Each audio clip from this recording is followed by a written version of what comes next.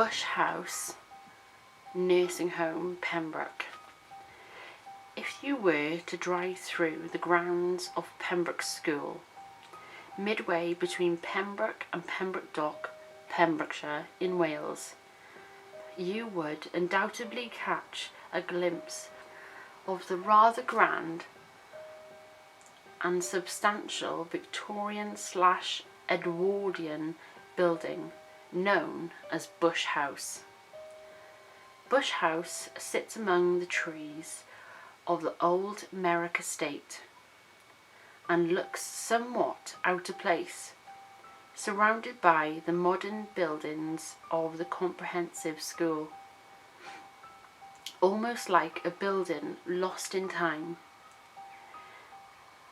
It is now a residential home for elderly people, but for many years this was the home of the Meyricks, a family that was hugely influential in South Pembrokeshire in the 19th century.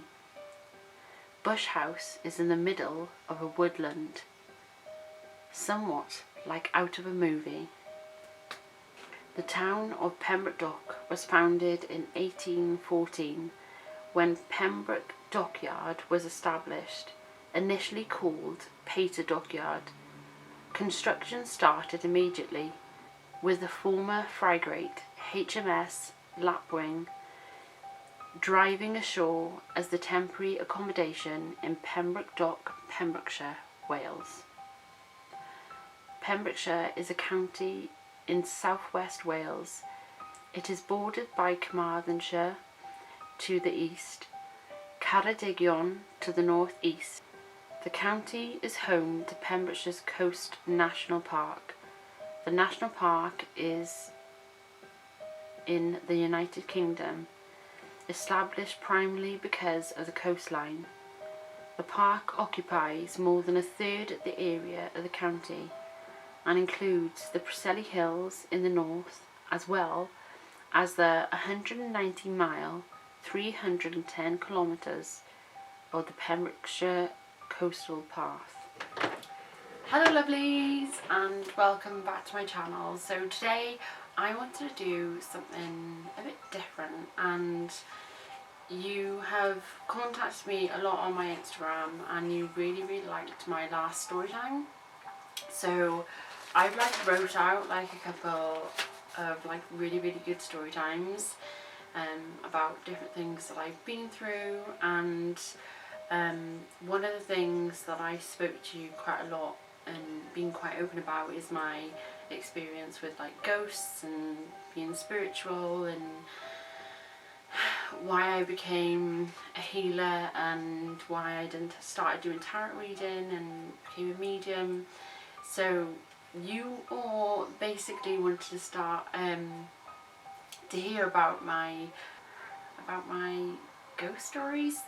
So one of the biggest ones that really made me start to really believe in ghosts was about, I'd say, 20 years ago when I was 16, and I had my first proper paid job.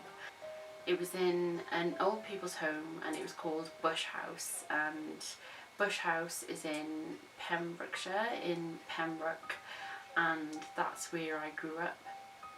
And I was offered a job there as basically a kitchen assistant, where I would cook breakfasts and help out on doing general kitchen assistant stuff.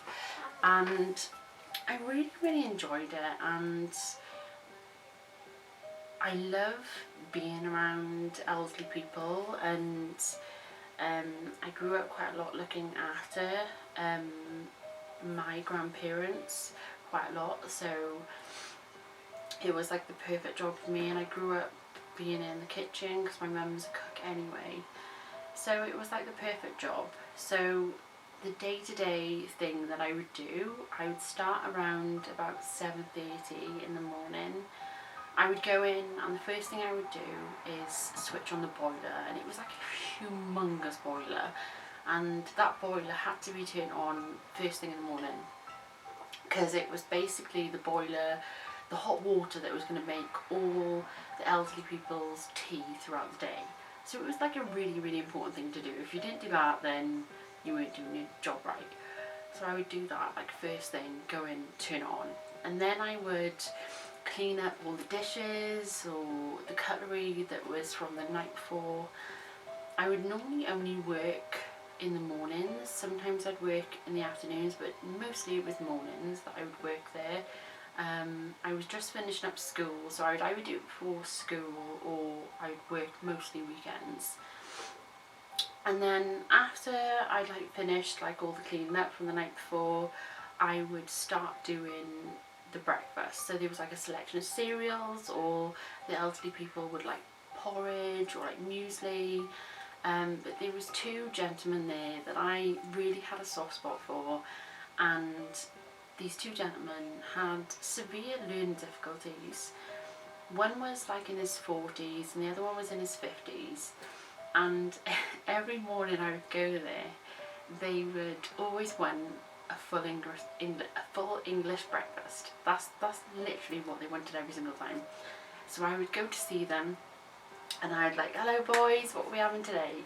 And they would obviously like want something extra, or one of them would have sausages and then the other one wouldn't, or one would want extra fried bread, or one would have extra bacon. They'd always have something different from the other one.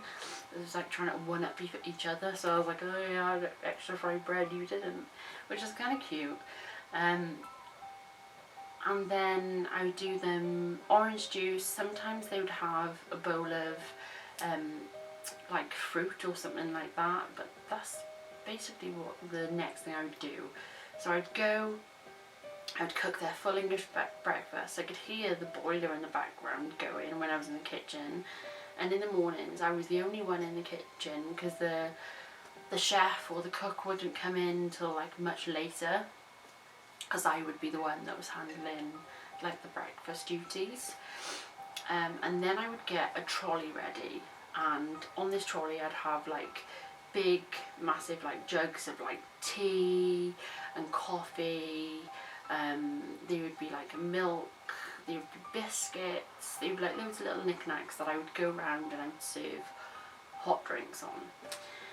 When you was going in and out of the kitchen, and there was like two big main halls where most of the elderly people would be, there was always codes to get in and out of the kitchen and in and out of like the main halls, so obviously the elderly people couldn't wander around and get hurt. So I always like forget the codes or something, and then after a while of me being there I would remember the codes, but sometimes they would have to change them because the elderly people would learn the codes and try to escape. So after a while of me being there, I was absolutely really loving it, to be honest. It was one of the best jobs I had, because after I finished doing all my duties for that morning, I would go and I would interact with the elderly people, and I started to get relationships with them, and you know, we became friends, and it was just a really lovely experience. Especially the two gentlemen, I like got quite close to them, and I remember sitting quite often with them and talking, and even though they were in their like, you know, from the 30s to the 50s, they were quite childlike, and speaking to them was quite innocent, and you kind of felt very protective over them because they were quite innocent, because their minds weren't at the ages their bodies were, so you did feel quite protective over them. Well, after a few months of being there, I started to get close to the staff, and the staff were incredible. The amount of work these staff members do in these old people home, and they work their butts off, they really do, and I just admire the staff. Like, there is some like bad staff obviously in old people's home, but then the people who are really loving and care the elderly people in these homes, I just admire them so much, because they take care of these people as if they were their own, and when I was there and I got quite close to them, they were telling me about all these ghost stories about things that were going on in this building, and they mentioned the White Lady, and I was like, oh, I haven't seen that yet, do you reckon I will? And they were like, yeah, most probably. Like, some of them have been working there for a long time, some of them had only been working there for a couple of months, like me, but they'd all more or less seen activity in that building. After a few months, I went into the kitchen early in the morning, and going into the kitchen there was like loads of rooms either side of the kitchen, and in these rooms that's where the elderly people's bedrooms were. And just before you go into the kitchen, you're on the door, you put in your pin code and you go through to the kitchen. And just before I went in, there was this elderly guy who goes, uh-oh, she's in trouble. And I was like, who's in trouble? Am I in trouble? I'm not in trouble, am I? And he was like, no. He's like, the lady, she's in trouble. Uh-oh. I was like, what? What lady? He's like, a lady went in there and she's up to mischief. I was like, okay. I was like, right, go back into your room. I'll be bringing breakfast out and nice coffee for you. And if you're good, you can have some biscuits. And he was like, okay. And he went into his room. And I went in there, and as soon as I stood, there was like a hallway where, like, there was like shelves of like supplies, and then there was like the big kitchen area. And as I stood foot into like this hallway, there was water all over the floor, and I was just like, oh man, what happened on the night shift? And then I could hear the boiler going. Now this is like 7 o'clock in the morning. I was the one that was meant to turn the boiler on. Nobody else goes in there unless the staff, night staff, go in there, but they have their own area where they have like coffees and teas, so they don't really need to go in there unless they need something for the elderly people, like teas or coffees or whichever. So I was like, oh man, what's happened on the night shift? And I go in there, and the lid is off the top of the boiler, and the tap, like there's a massive tap that goes into the top of the boiler, was just like running. It was like and there was water just like everywhere, and I was just like, oh my god, just like in this like wild panic. And I'm like trying to turn off this tap. The tap's not going off, the water's like splashing all over the kitchen.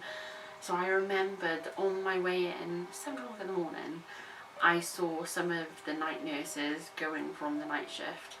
And I'm like running out, I'm like, I can't turn the tap off, there's water everywhere. And they're like, why did you do that? I was like, I didn't do that, it was on when I came in. So the gentleman in this room said there was a lady that came in here and she was messing around in there apparently, but I don't know. And they were like, oh well, nobody can go in there because there's codes. And I'm like, I've just come in, literally just walked in, and I've come in and this has happened.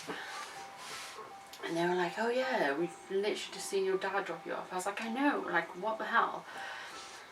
So we managed to turn the tap off, and then it took like over an hour to get this like masses of water out of the kitchen. I mean, it was everywhere. Everywhere where water could be, it was like underneath the cooker, it was in the storage room, so we had to pull everything out of the storage room on the bottom to like mop it all up, and oh, it was it was stressful.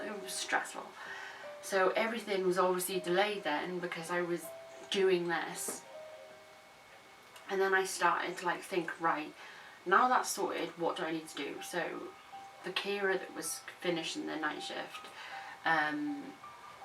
he said to me like, look, I will help you get things back into the loop. So obviously I was in like nearly 2 hours behind.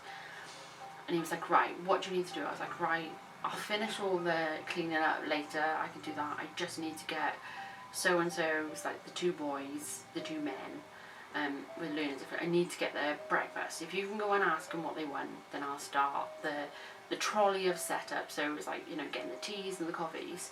And as I was doing that, like loading up the trolley with all the biscuits and the teas, a woman passes the doorway. So there was a hallway and there's like a doorway into the kitchen. And I just see this elderly woman just pass the doorway, and I'm like, you're the one that's still awake. I'm like, you! Because I knew she was the one that like put me an hour behind. I was like, oh my god, there's like an elderly person and she's like trying to like escape. So I run outside. I'm like, oi, no, you can't go out there. You gotta get back in. You can't just run around like that. You're gonna get lost. You're gonna get hurt. And as I go to run outside, which is like the outdoor bit, outdoor bit. Hello, my name is Farrah Giles. I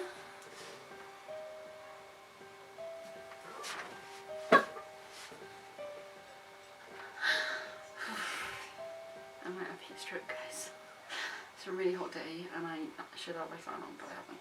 Right, so I go to run outside where all the bins are and stuff like that, and there's nobody there. There's nobody there. So I look behind these like industrial sized bins and there's nobody there. I walk around by the back area, there's nobody there. So the guy comes back and I was like, I just seen the old lady, she was just in here and now she's gone.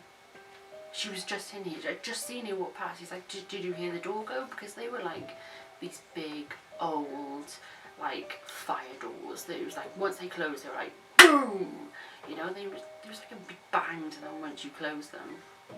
I was like, no, I didn't actually. And he went, oh. I was like, what? He's like, was she in white? I was like, yeah. She's had like this long white dress on, like a nighty dress. And he was like, oh, I'm going home. He was like, the boys went. I was like, what? Like, so, what's going on? And he was like, you just seen the lady in white. That's what you've seen. The person that's done this is the lady in white. That's who you've seen. And I was like, really though? Really? Is this really a ghost? Like, somebody's messing around. I think somebody's just messing around. Like, somebody knows the code again. I think we need to change it. He's like, look, I'll change the code. I'll write it down. But I think it's the lady in white. Just make sure you're overly keeping an eye on everything, because as far as I'm aware, she does like to mess around with stuff. And I was like, oh my god. Okay. So I went and I'd done the teas, I'd done the coffees, I'd given the boys their full English breakfast, and I'd come back down, and there was like, just before I'd finished my shift, there was like another just before they'd have dinner, I'd do like another trolley up where they'd have another lot of teas, or they'd have orange juice and stuff like that. So I was setting up my second trolley load, and on the other side of me there was a massive sink with 2 big containers of potatoes, and the chef had told me the day before, could I peel and chop up the potatoes ready for dinner? So I was like, yeah, no problem, I'll do that. So I knew I was going to do the potatoes, the trolley was there ready for me to go and do my shift. Not do my shift, ready for me to take them out and give the teas and coffees out. So I'm concentrating on peeling all the like hundreds and hundreds of potatoes, and I finished that up and I look back and the trolley's gone. The trolley's gone. I know I put the trolley there. I know I put these big flasks there. The bottom had all the biscuits on it. I must have taken me about an hour to do the potatoes, something like that. And the trolley was gone. I was like, oh my god. Did I set up the trolley? Yeah, I did set up the trolley. And then I was looking for like the big flasks that I put the tea and the coffee in, and I was looking in the stores to see if they were there, and they weren't there, and I was like, I did set up the trolley. So I'm like, I go out into the hallway where all the shelves are, where I saw the lady in white, apparently, and the trolley wasn't there. And I was like, what is going on? I'm like, right, if this lady is out there, maybe she's pushed outside, so I'm looking outside, it's not there. Even more confused. So I'm like, right, something's going on. So I searched all the kitchen. None of the like items that would normally go on the trolley were in the kitchen, so I obviously put them on the trolley. The trolley definitely wasn't in the kitchen. So it's just stopped recording, and I don't know how far it's stopped recording, or if it has recorded, or if it hasn't recorded. So I'm just quickly going to go over the last bit because I don't know if it's recorded or not. Sorry guys. So I'm looking for the trolley, and I think to myself, right, the gentleman, the night staff member who helped me do the wards, can be somebody else out there that I can tell about my experience, what's going on. End up looking like a crazy person, but I can speak to them and tell them what's happening, and then somebody can help me find another trolley or whatever. I go out, this door, this locked door, coded locked door, the other side of the door, guess what's there? Guess what is there? The tea trolley. Apparently, tea trolleys can go through doors.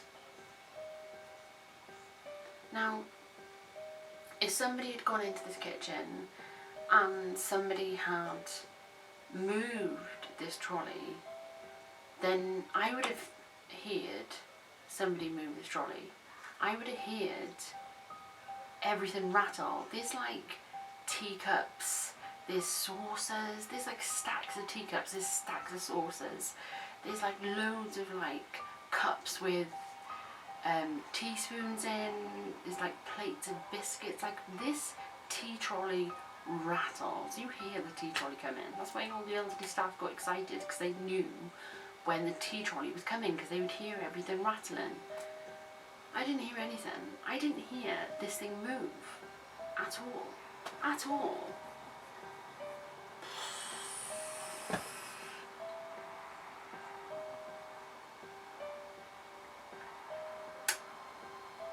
That really freaked me out, because I couldn't explain it. Like, I couldn't explain how this trolley, heavy metal trolley with everything on it except obviously the kettles weren't filled with water. I couldn't explain how the trolley had got from the kitchen area through the hallway and through the locked door. Like, how do you explain that? I couldn't explain it. Freaky. Really freaky. So, brought the trolley back in, put the hot water in, the tea and the coffee bit, done all the teas and coffees for everybody, spoke to the elderly people, and I started to clear up the rest of the plates that I couldn't do in the morning because of obviously all the chaos that was happening. Went home, nothing else happened that day. The next couple of times I went in, there was like a few like noises, and there was a few instances where you just know when, like, you know when there's something behind you and you go like that, and you just feel somebody behind you. I felt that a lot. Like, there was like an alleyway in the kitchen where all the I think there was like 2 big sinks there, and I spent obviously a lot of time there because I was a kitchen assistant, so I'd obviously wash all the plates and all the cups for like the next day, and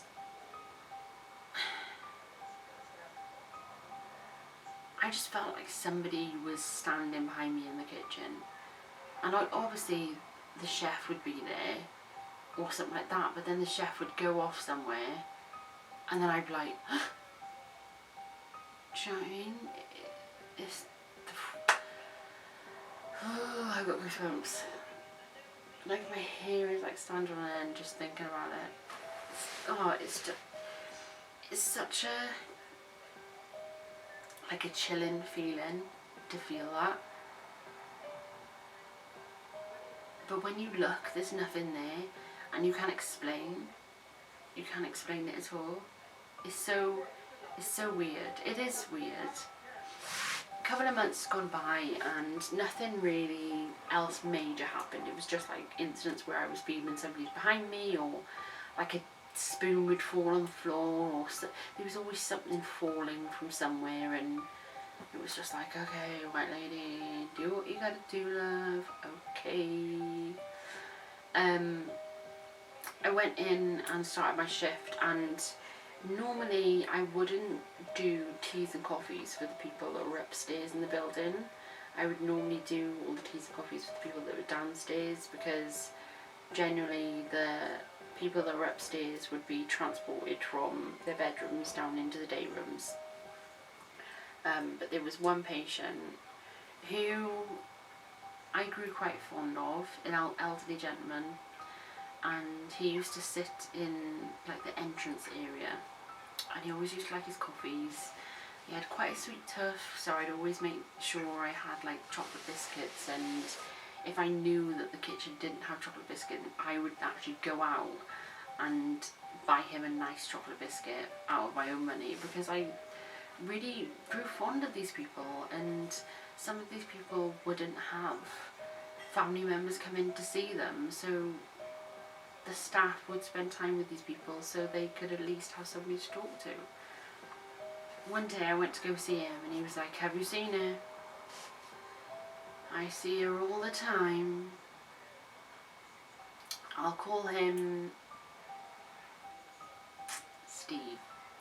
Let's call this elderly gentleman Steve, okay? So I sit down with Steve. I more or less have finished my shift, so I'm doing the last round of teas and coffees. And I sit down with Steve, and he's like, what biscuits have you got for me today? And I went down to Aldi and I bought these really big, thick chocolate chip cookies, and they were like 3 different chocolates. So it was like white chocolate, dark chocolate, and dairy milk chocolate. They were like really thick chocolate biscuits. I remember them ones.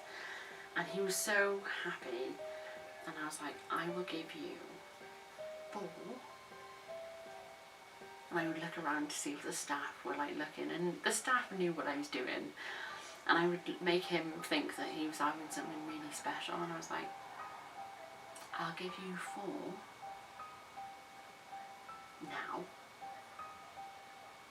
and I'll take another 2 out later when I'm going, and I'll give them to you. And he'd go, really? I go, yeah, but you can only have 1 coffee because the tea trolley's out now. And he'd go, okay.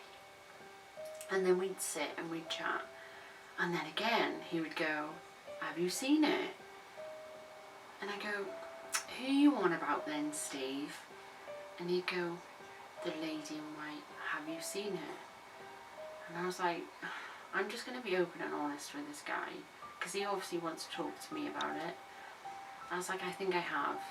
I think she's been in the kitchen. I think she's come to see me. And he's like, talk to her. I'm like, nah, Steve, that ain't happening. You know, I was 16. You know, I hadn't really, before that, I'd only seen 1 ghost, and that was like the first ever ghost I seen that. And the first ever ghost I seen, I was doing a story time about that. The first ever ghost I saw was when I was 13, and then I was 16 when I started working in Bush House. And I hadn't had that much experiences around ghosts. And like, you watch these like horror films and you think, oh my god, like, you know, I'm gonna get haunted, like all these scary things are gonna happen, and I didn't want to make it worse, because I'd never obviously been around any of this activity that was happening in Bush House. And he was like, talk to her, she's a lovely lady, talk to her, she'll only get mad if you don't talk to her. And I was like, okay then, Steve, I'll talk to her. And he said to me, I'll know if you haven't talked to her. And I was just like, okay, Steve, I'll talk to her. And I was thinking, Steve's gonna know If I don't talk to it, Steve's gonna know. So I washed up all the teacups, all the saucers, washed up everything ready for the next day, and I'm down the alleyway where the sinks are, and I normally have a drying area where all the teacups and everything would be. Now 4 of these beautiful teacups and saucers ended up moving from where I was on one opposite side of the kitchen to right over the other opposite side of the kitchen, which was about 20 foot plus, and smashed right by the door.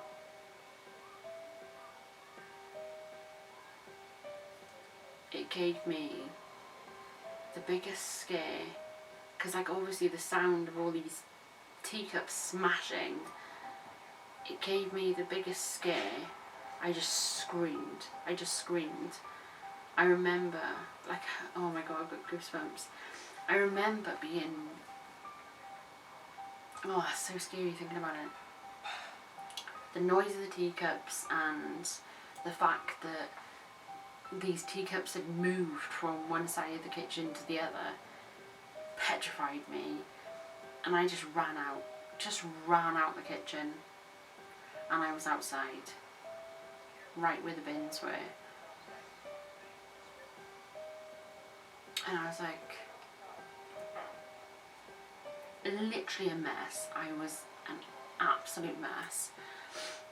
One of the other staff members was coming in, and I just like was bent over, and like my head was in my hands were in my head. My head was in my hands. My head was in my hand. That's a weird saying to say.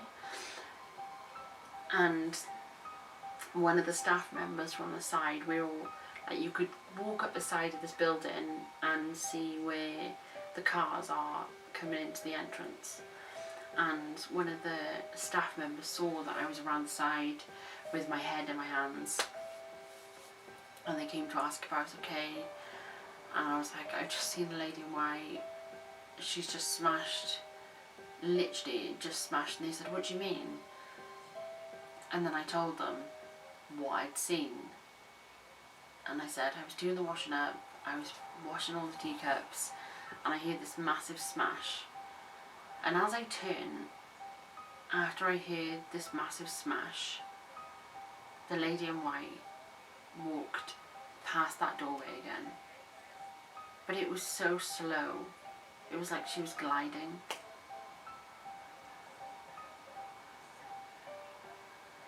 And it really shook me up. It really, really, really frightened me. It really genuinely frightened me. And I didn't work there for long after that, because it really did scare me. And I got quite close to some of the staff members, and I spoke to them about my experiences there, and they all had different experiences that they were telling me about. And there wasn't just a white lady, I think there was like a child there as well that some people spoke about. But I never saw a child, I only saw the white lady, or the lady in white. But it was really, really, really scary, especially that one of those last times. So after that, my last ever shift, I was asked to do like a stock check, and basically go in this big massive like cupboard pantry, and do like a stock check on things that we've got, or things that we might need, clear out anything that's gone off or out of date or anything like that, or tidy up stuff, you know. So I was doing that, and there was, I would say 5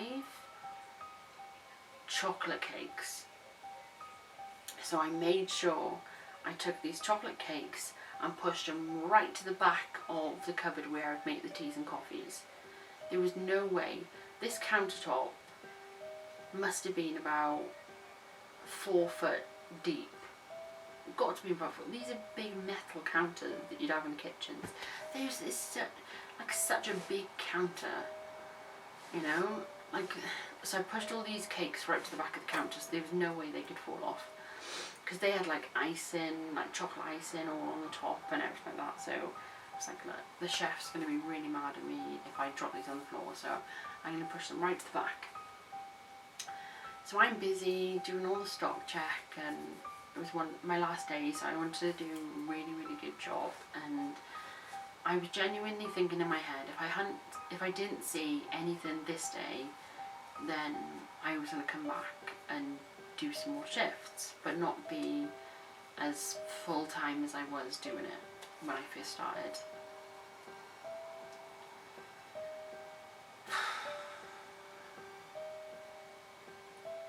So I'm in this big massive cupboard which had like a door to go into it with a lock on it, and I'm in there. I propped the door up on this big massive container full of flour, and I hear some things drop in the kitchen, and as I look out, I can't see anything. I look on the floor, can't see anything. I'm like, oh. It's the lady in white again, but I couldn't see what was dropping on the floor. I could hear it, but I couldn't see what it was. Carry on working. The doorway to where the storage room where I was in line with the door to the hallway where I kept on seeing the lady in white. They were level. So I was pulling all these boxes full of food down, boxes full of equipment, you know, cutlery, you name it, was in that storage room. And I look across, and she walks past again.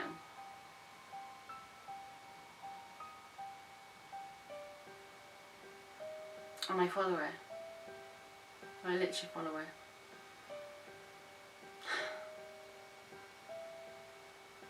And all I kept on thinking about is what Steve said to me, the elderly gentleman that sat in the reception area. Talk to her. The only time she'll get mad with you is if you don't talk to her. So I didn't know the person's name, I just knew her as Lady in White. And I said, Lady in White, please don't go away, please come and talk to me. I don't mean you any harm. And I was saying that as I was going out to where the back door was. And I went out by the back door where the bins were, and there was nobody there.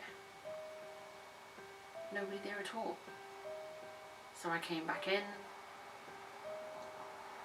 and every single cake was out of their container and icing on the floor. Like, the cake was upwards, the icing was like all on the floor. Every single cake. Like, each one of these cakes had like a plastic container, like it had a lid and a bottom that was sealed. I don't know how these cakes got out of these containers. I don't know how they went 4 foot from the back of the counter and ended up the other side down, splat on the floor. So I called my dad. I was like, Dad, there's been an incident in work. There's been an accident, it's been my fault. On my last day, could you go to Lidl's and get 5 of these so-and-so cakes? I think they were like marble cakes or something. There was like chocolate, and then there was like white and dark chocolate marble. And I was like, could you get 5 of these cakes to replace the ones that I've damaged? Because I knew if I told my dad that I'd seen a ghost, he'd be like, Suze, you're off your rocker, love. There's no such thing as ghosts. Camera went off again, and it is annoying the shit out of me.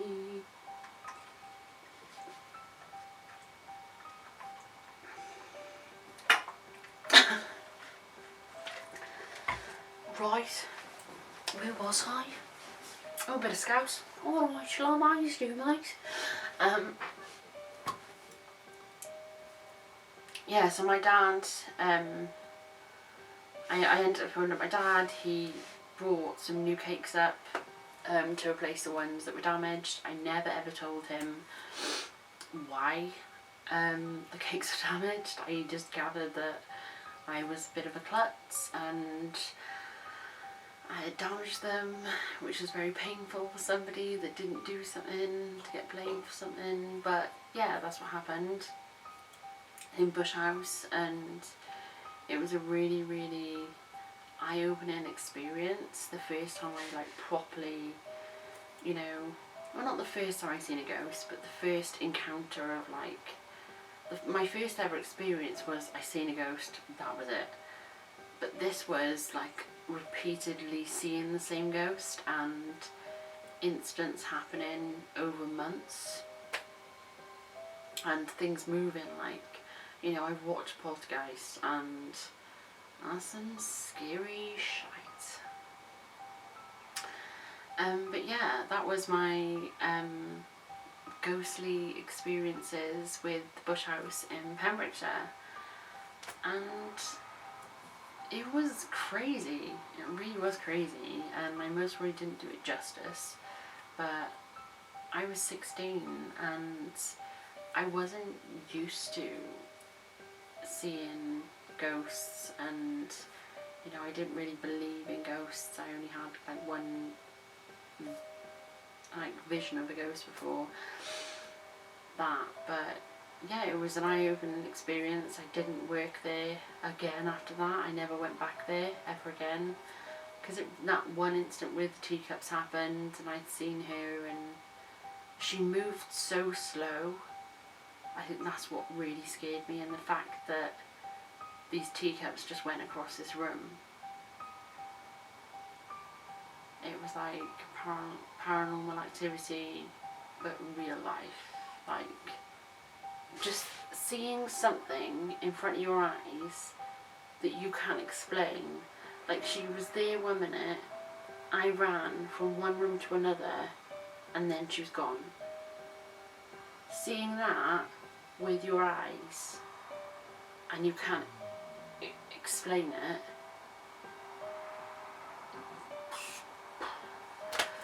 it's just mind blowing. Mind blowing. Yeah, so I hope you enjoyed one of hopefully many story times about experiences I've had seeing ghosts. I know that quite a few of you have been looking forward to me telling my ghost stories, and I thought it's going to be Halloween before long, so I'll make a playlist where I do story times, adult story times. Yeah, I've got quite a lot of ghost stories, sadly. Yeah, quite a lot of ghostly going ons. Yeah, so I hope you've enjoyed, and I will see you soon. Take care, lovelies. Remember to like, comment and subscribe. I'll see you next time. Bye.